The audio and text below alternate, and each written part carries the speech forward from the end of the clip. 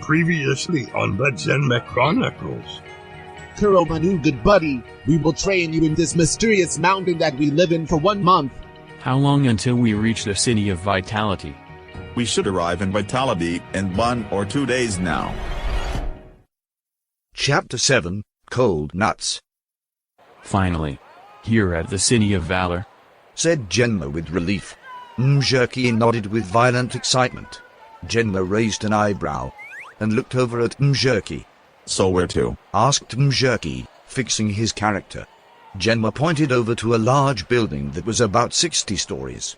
Whoa, is that the library? Asked Mjerky. Genma nodded. Every book ever written. It's grown about 15 stories since I last been here. Let's go then, I have to see this, said Mjerky. They both walked towards the large building. Once they approached the 20-feet door, they were stopped by guards. Lord Shu prevents you two from entering. What? Exclaimed Mjerky. The guard held up 2 pictures of the two. Mjerky growled and they both walked away.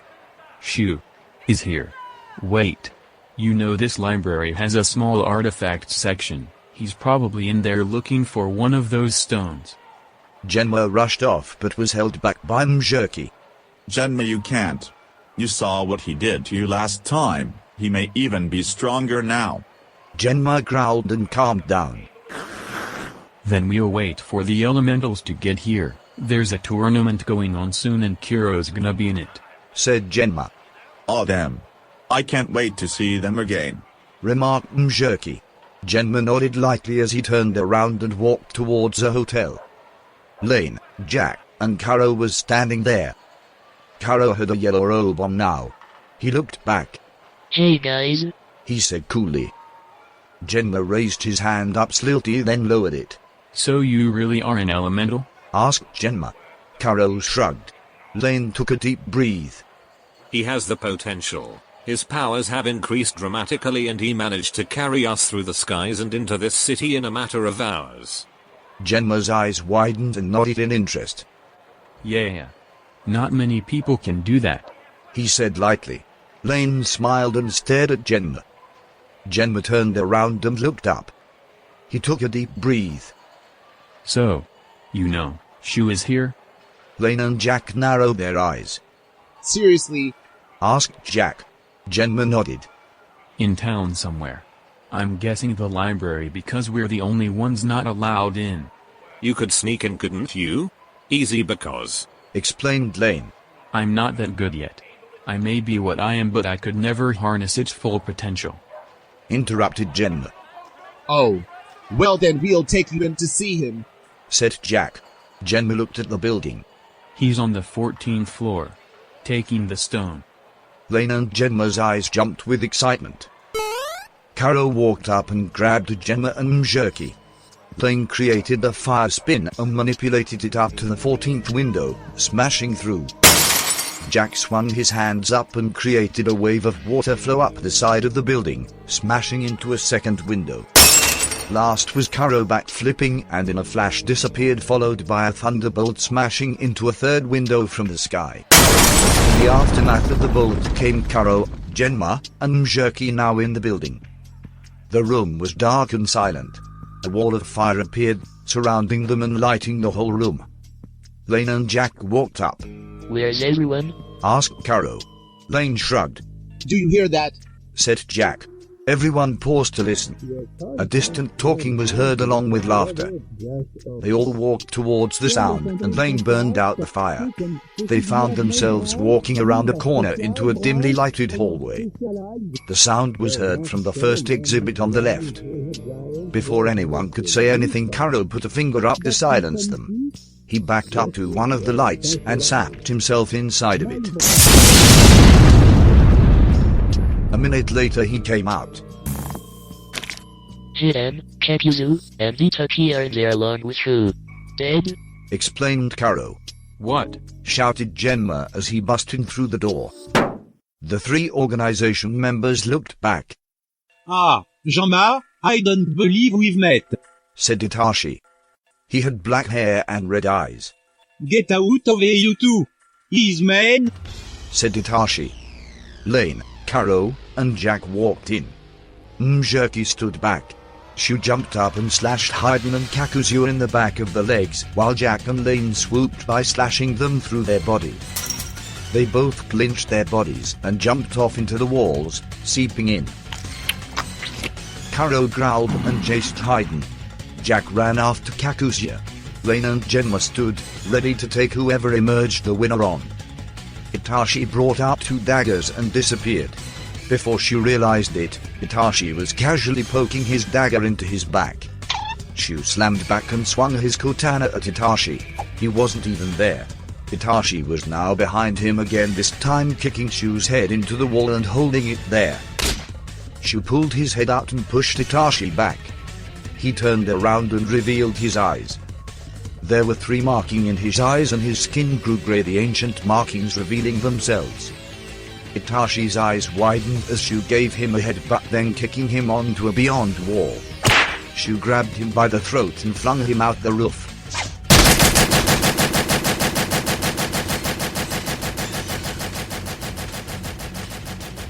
All done in seconds. From outside, a figure was seen flying out of the roof, plopping onto the ground in nearby city. Itachi kneeled up and smiled, then sunk into the ground.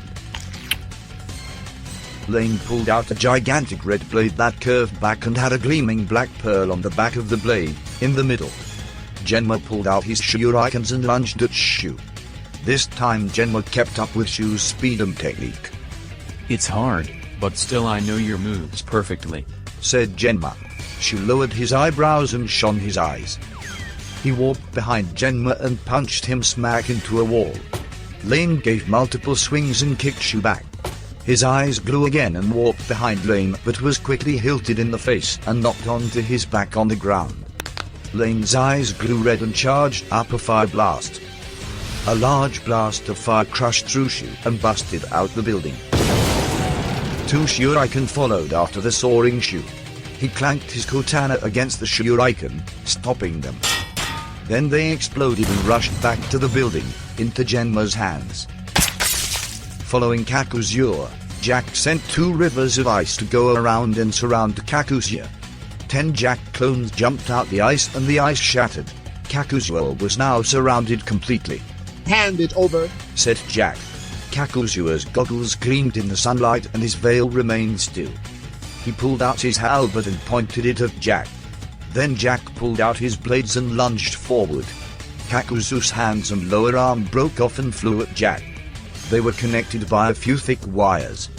The halberd smashed into Jack and the other hand tied him in place. He pulled the halberd back and prepared to give 1 killing slash. As the hand grasped and choked Jack, he spun the halberd and moved it towards him. Jack's eyes grew and he gave a loud yell, causing the hand and halberd to freeze. The ice cracked and cracked slowly, then Jack finally broke free. Kakuzu gave small back leaps. Jack flew at Kakuzu, but got kicked in the face before he could land a hit. Kakuzu's arms retracted back to him, shattering all ice that froze it. He now broke his halberd in 2 and transformed them into guns. They had a very unique shape. They had a large barrel and the shape curved down to the bottom of the handle. The part was sharp to be used as blades. Jack gave 4 slashes, all parried, then countered with 2 shots from the guns, shooting 2 purple balls of energy and dragging Jack up into the air. From here they exploded and ice shattered down after it. 9 Jacks walked up. Did you forget about us? One said. Kakuzu looked around nervously as waves of ice crushed into him. The big hunk of ice that now trapped Kakuzu shattered and broke. Huh. It's not really strong ice, he said simply. 3 clones rushed up and all were slashed down in seconds. I see.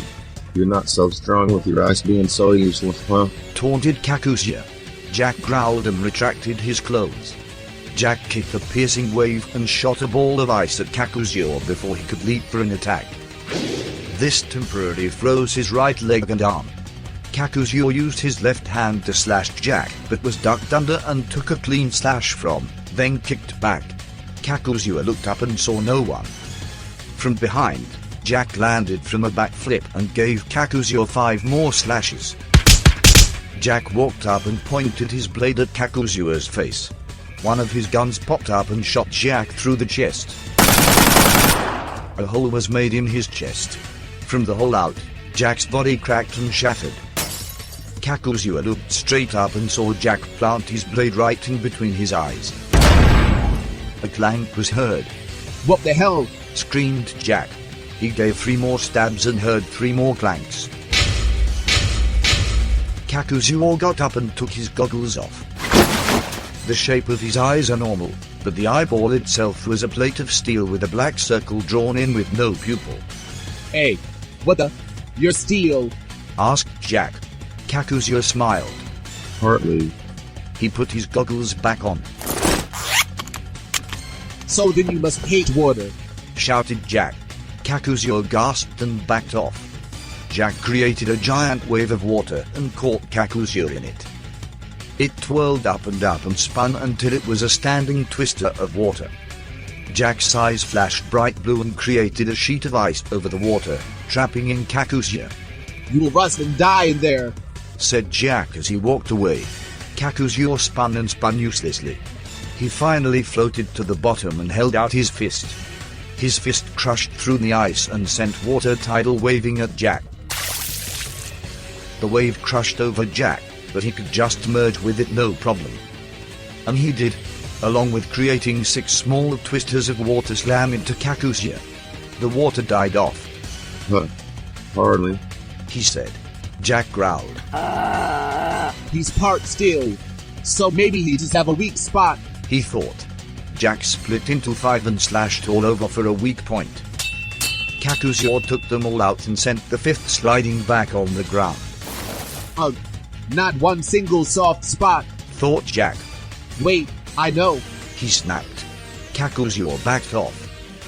Too bad, my friend. I have some business to take care of back at HQ. He seeped into the ground, into the shadows. Jack yelled out, You're mine next time, damn it. I swear it. Karo and Hayden stared each other down in the silent forest. So you're the new elemental? Please, I don't care who you are. I'll kill you and take this stone for myself. Hayden pulled out his scythe. I know you don't have it, but nice try. I'm just here to kill you, said Karo. The blade he pulled out was the blade previously owned by Mizo, the elegant white blade with blue markings. Hayden gave a disappointed eyebrow lift. Karo dashed forward along with Hayden backflipping into the air. While he was upside down he flung his scythe out at Karo, missing, but was spun around using a rope attached to it. As it swung back around, it struck Karo and came back to Hayden just as he landed. Karo's eyes grew yellow for the first time as the clouds around him came together and grew black. Hayden readied his scythe as Karo jumped into the air. He disappeared as a flash of lightning erupted. Flash after flash came as for every flash revealed Karo in a different spot. The first 5 flashes were for show, but afterwards Karo jumped from behind to above then in front of Hayden, slashing him every time. The last strike was a built-up thunder flash that crashed down onto Hayden, causing a big explosion. Boom! The skies grew blue again. Karo looked at Hayden and held his hand out. A wad of electricity showed up and it slowly took form of a thunderball. This is easy, but a true elemental can. He focused way harder and the ball became more of the shape of a ball. It did this then vibrated and sparked. The shape soon became a perfect shining sphere. In this form the power is multiplied and faster. Its yellow glow got brighter and brighter, and the rotation of electricity got stronger and stronger. Prepare, my official recognition of becoming an elemental, he screamed as he flung the ball at Hayden. In a flash, it smacked into him and exploded in a gigantic explosion of light and electricity. It all cleared up and all that could be seen was a pile of rocks. A rock jumped up and out came Hayden from a hole in the ground. His skin had changed from white skin with nice gelled back blonde hair to black and white skin with the white being in the shape of his bones and his hair was now white. Where his skull was revealed was a large black dot in the center of his forehead. The pitch black skin retracted and he looked normal again. Hayden gave a large relieving sigh. Ah, so refreshed. Karo lowered his eyebrows. What the hell are these people? He thought to himself. He just took a full-powered blast. And now he looks even stronger, but his body still took that damage. It's bleeding and his robe is all torn up. Hayden smiled. Too bad you're dying here. There's no way you can. Hi, man. Come back to HQ now, your job is done. Interrupted a voice in his head. Hayden gave a snarl. Next time, he said as he leaped into the ground. Clapping was heard in the background. Karo looked back and saw Jack and Lane. So you truly were the chosen elemental, said Jack. Yeah, that blast was exquisite, reminded Lane. Karo smiled. Where's Genma and Mizuki? Jack shrugged. They went to the 4th floor for some books, said Lane. Hey, I found some, said Mjerky. He held a book out. The Three Ancients, replied Genma. He grabbed then opened the book and sat down in a nearby chair. Mjerky continued to walk around for books.